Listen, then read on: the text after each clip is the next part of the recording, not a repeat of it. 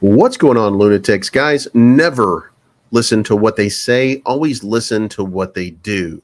That being said, we're going to talk about what some of these people said, what they said they're going to do. We're going to talk about South Korean prosecutors and why what they're talking about with Kwon is nonsense. And then we're going to look in on KuCoin and see why there's an uproar today because KuCoin said that it wasn't going to do the 1.2% tax. And it was just some random person saying that, even though it's already been announced on their website. It's not financial advice, but I'm always right. Everybody listen up. Let's get it. I'm trying to put money in your pocket. That crypto wallet. That bing bada bing ching ching big profit. Even when the market's sideways, I'm looking for ways to get paid. All right, guys, chart's been cleaned up just a little bit. You can see here that we are working on a little bit of continued downside action. It hasn't been as bad as what I was hoping for. It hasn't come to the level that I was just kind of, you can see right here, by the way, that we did touch down very, very close to our resistance point right here at 23.6. Might have to move that up just to call it 23.4, just for argument's sake. But you can see that we are obviously right here testing this thing right now to see how it's going to go. Now, that being said, we should also recognize the volume here is still continuing to be fairly decent size. We're not getting a capitulation in any sort of volume. We're still seeing great numbers coming out to go along and coincide with this level of pump. Now, the market is a little bit scared, but you can come over here and you can see $790 million in volume, down 33%. We'll give you that. But guess what? It's a couple days before. There's a lot of choppiness in the markets. People are a little bit anxious, a little bit nervous, and the market cap is still $1.6 billion.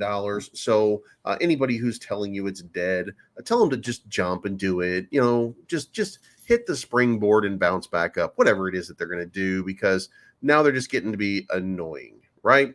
So I think that we're looking at, hopefully, let's just say hopefully. I think what we're looking at is we are looking at a little bit more downside. I don't know.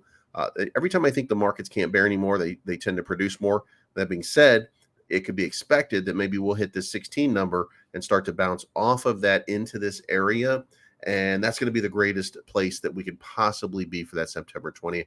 I don't know that we have it in us to get to this down area down here and really get some burns happening. But speaking of burns, now we got to talk about KuCoin, because KuCoin had a meeting with Vegas and EK today.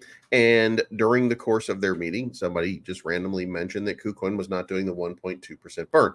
However, this would be KuCoin making the announcement, and they have not retracted their announcement. KuCoin will support the 1.2% tax burn proposal by the Terra Classic Luna community. KuCoin will support the 1.2% burn when the proposal is officially approved and implemented on Terra Classic mainnet. Services on KuCoin will remain unchanged if the community does not approve the proposal. To avoid the potential increase in the deposit fee cost, we strongly suggest users to deposit all mainnet Classic into KuCoin before September 12th. No.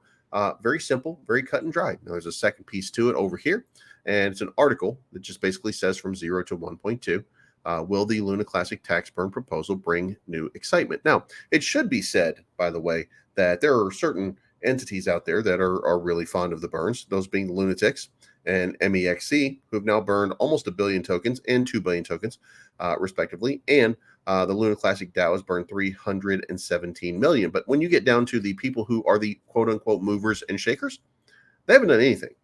What they've done is basically embarrass themselves if it were a competition at this point. So, let's remember that they're going to wait until the last possible minute. But the good part is they're looking for transaction volume. That's what they're worried about. So they're trying to get this thing. They want to catch this down here too. They all want to catch it down here too.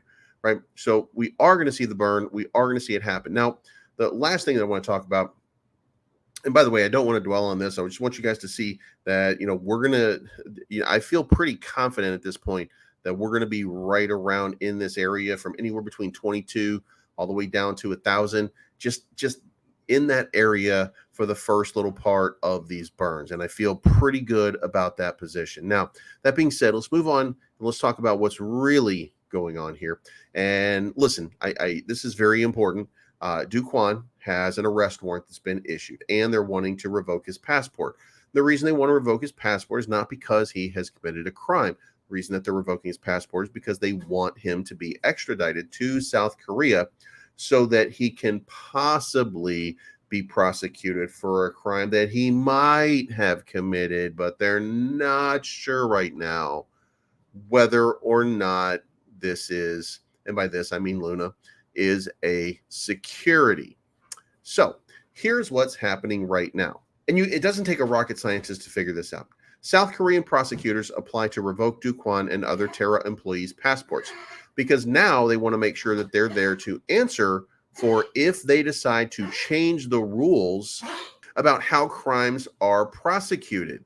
Until now, Luna Classic and Luna by proxy have not been considered securities. They've not been identified as securities. They've not been treated as securities by the South Korean government in any context. So this is what you would call a standard witch hunt.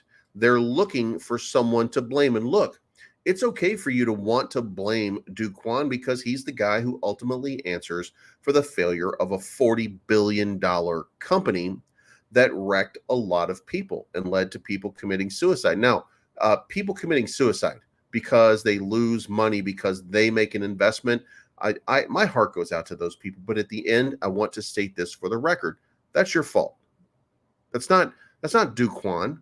That's you making a bad and poor investment decision, putting your money where it may or may not should have been, and then losing because you put your money where it should possibly not have been. You didn't diversify. You did the exact opposite of what smart investors do. And when that happens, these are the consequences. So I don't have a problem with Kwon and what has happened here, even if people have felt that they had no alternative. Again, my heart goes out to anybody who goes through some sort of situation in which their life has been ruined in that context. But at the end of the day, we're all grown-ups here. We all make grown-up decisions and we face grown-up consequences. The most grown-up of those consequences is to take yourself away from your family, and that's not something that I would support ever. I do have a child who passed away from suicide, so I'm very sensitive to it.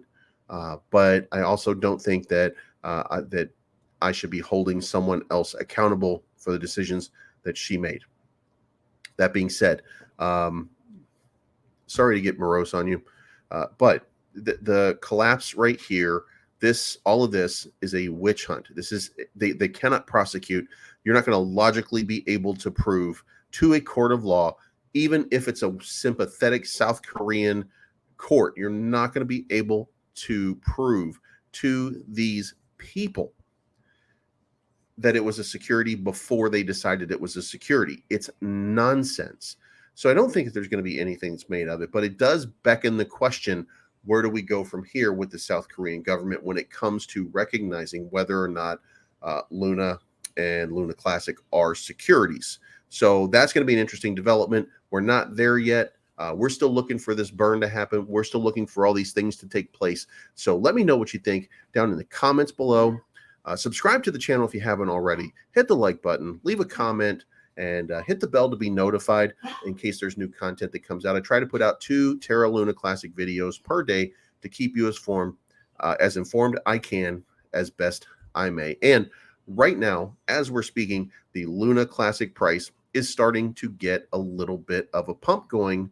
The Asian markets have woken up, and they are apparently have an appetite for Luna Classic tonight. So that being said, this is not financial advice. My name's Bleaves. I am always right, and we will talk to you guys again very, very soon. Have a good night.